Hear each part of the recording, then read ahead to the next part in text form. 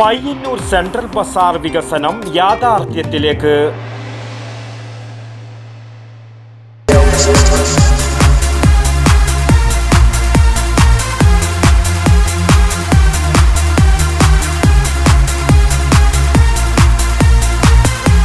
IC moon ice cream, a Janatha charitable society product. Payyanur central Bazar വികസനവുമായി ബന്ധപ്പെട്ട യോഗം നഗരസഭാ ഹാളിൽ നടന്നു.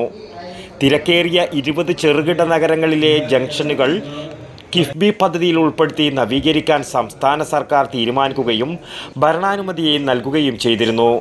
ഇതിലുൾപ്പെട്ട ആകെ ഭരണാനുമതി ലഭിച്ച 20 പദ്ധതികളിൽ 7 എണ്ണത്തിന് അടിയന്തര പ്രാധാന്യത്തോടെ കിഫ്ബി ധനാനുമതി നൽകിയിട്ടുണ്ട്. ഈ 7 എണ്ണത്തിൽ പയ്യന്നൂർ സെൻട്രൽ ബസാറും ഉൾപ്പെട്ടിട്ടുണ്ട്.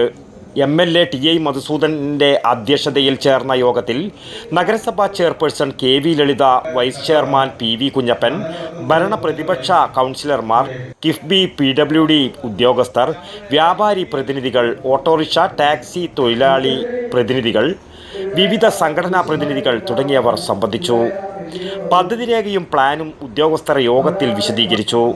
നഷ്ടപരിഹാരം ഉൾപ്പെടെയുള്ളവ പരിഗണിച്ചുകൊണ്ടുള്ള പദ്ധതികൾക്ക് എതിര് നിൽക്കില്ലെന്നും നഗരവികസനത്തിനൊപ്പമാണെന്നും വ്യാപാരി പ്രതിനിധികൾ യോഗത്തിൽ വ്യക്തമാക്കി.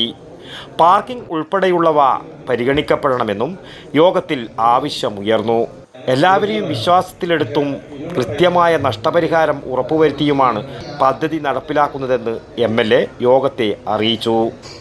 വടക്കൻ വാർത്തകൾ, ന്യൂസ് ബ്യൂറോ, പയ്യന്നൂർ. ശ്വാസം വലിച്ചുവിട്ടെ. എത്ര വയസ്സ് വരെ പാൽ കൊടുത്തു? 1 വയസ്സ് വരെ.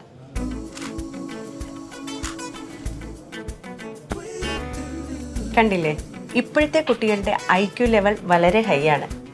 അത് നിലനിർത്തണമെങ്കിൽ പ്രോട്ടീനും കാൽസ്യവും അടങ്ങിയ ശുദ്ധമായ പശുവിൻ പാൽ ദിവസവും കൊടുക്കും.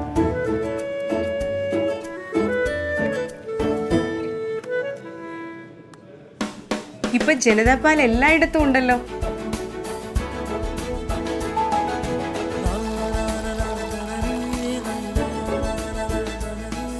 നിങ്ങൾ കഴിക്കണം. ജനതയുടെ പാലും നെയ്യും ഭക്ഷണത്തിന്റെ ഭാഗമാക്കണം. ആരോഗ്യമുള്ളവർക്കേ നാളെയുള്ളൂ.